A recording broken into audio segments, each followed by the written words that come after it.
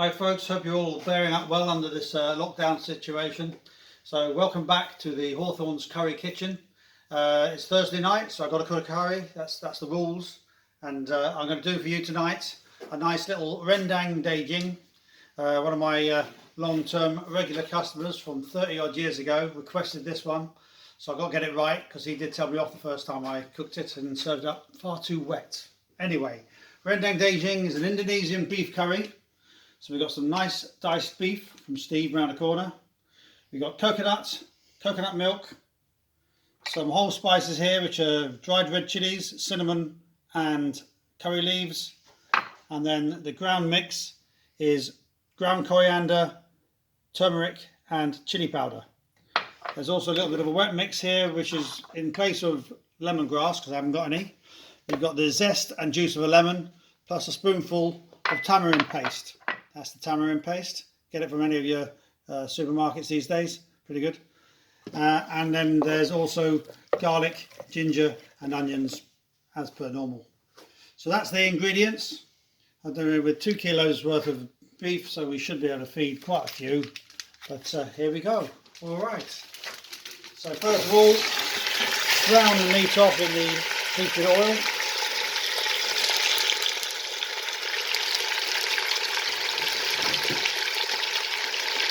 Give that a good stir.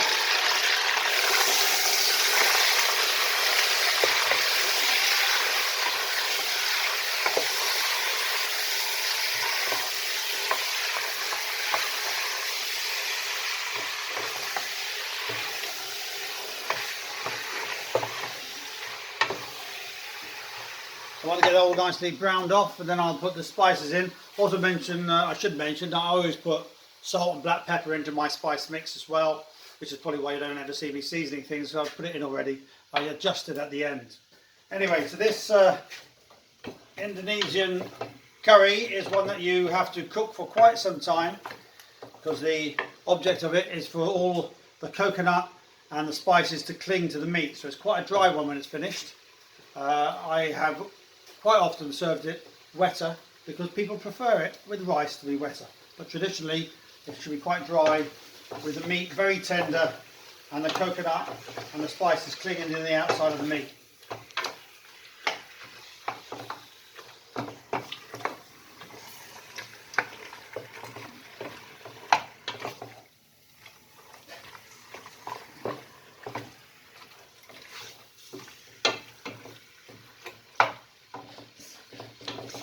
You may also notice that I'm sporting a very nice new haircut today. You know, this is a lockdown haircut, courtesy of Sandy. And if I don't get around to opening up the back door curry club, we may have to have a backdoor barbershop instead. But you know, you never know. All these things you have to do when you don't have the facilities that you expect, eh? Well, that's nicely browned off now. So I'm going to add in the ground spices, because I like the spices to actually penetrate the meat rather than just be meat in a spiced sauce.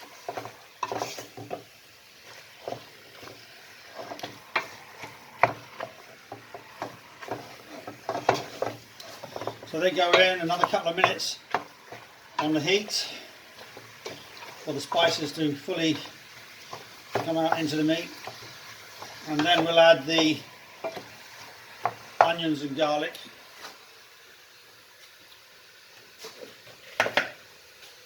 I'll pour those on the top there.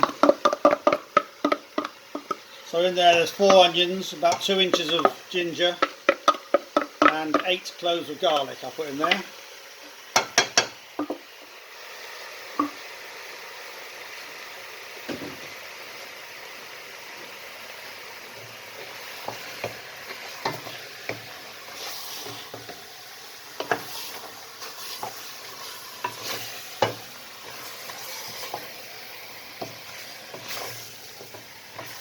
Okay, so now I'm just mixing this in so we can cook the onions and the garlic and the ginger off a bit.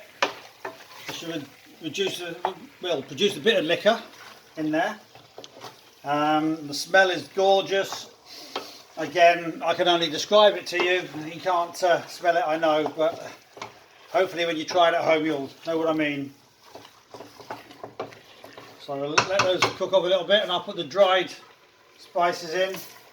So that's a cinnamon stick, some red chilies to give it a bit of poke, and the curry leaves, the all important curry leaves.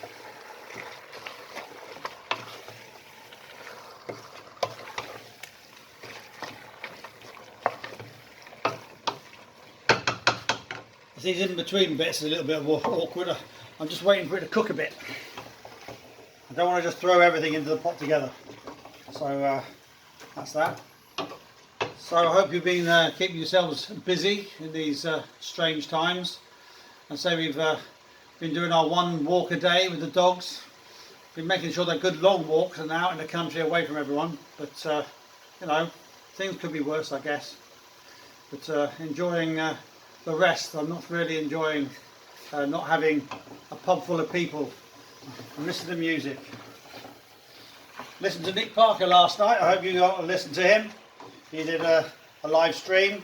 I think he's doing one at the moment as well with his daughter Flo. So that's nice to know that people are still keeping going. So this is the wet mixture, which is the lemon juice, the lemon zest and the tamarind paste. This will give it a good, sharp, zesty, slightly sweet flavour.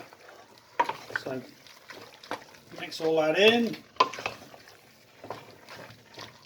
Immediately you hear it takes it off the heat, and it takes the heat out of it and it stops cooking. But anyway, there we go.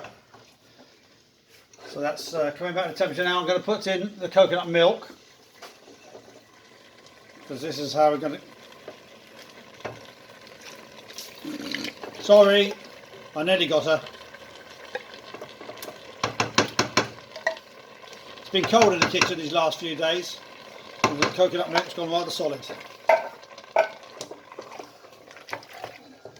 This is all the liquor I'm going to be putting in, is the 2 tins of coconut milk, because otherwise we'd be cooking it forever before we got it reduced down.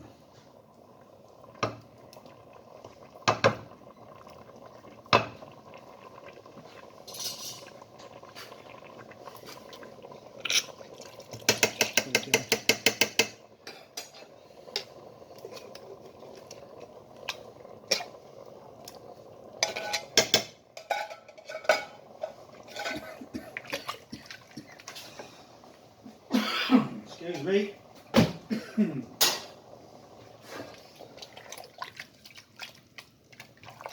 So now I'll just bring that to the boil, and I'll turn that down onto a really low heat and cook that for about an hour and a half. And then the last half hour I'll add the desiccated coconut, because I want all that to stick to the outside of the meat as it reduces. I don't want to put it in now because I don't want it catching on the bottom, so I'll put that in at the end. So there we go. That's Rendang Daging, Indonesian beef curry in a coconut and tamarind sauce. And I'll just run through the ingredients for you again. So that was a couple of tablespoons of ground coriander, a dessert spoon of turmeric and chili powder, salt and black pepper with that. There was 8 cloves of garlic, 4 onions, 2 inches of ginger, all blended down, a handful of curry leaves, cinnamon stick, 2 tins of coconut milk, and that was for 2 kilos of beef. And don't forget also there was a spoonful of tamarind with the zest and juice of 1 lemon. So there we go, that's the ingredients, that's the curry for this week. Hope you enjoy it. Catch you again soon, and as soon as the Backdoor Curry Club's open again, I'll let you know. All the best, take care.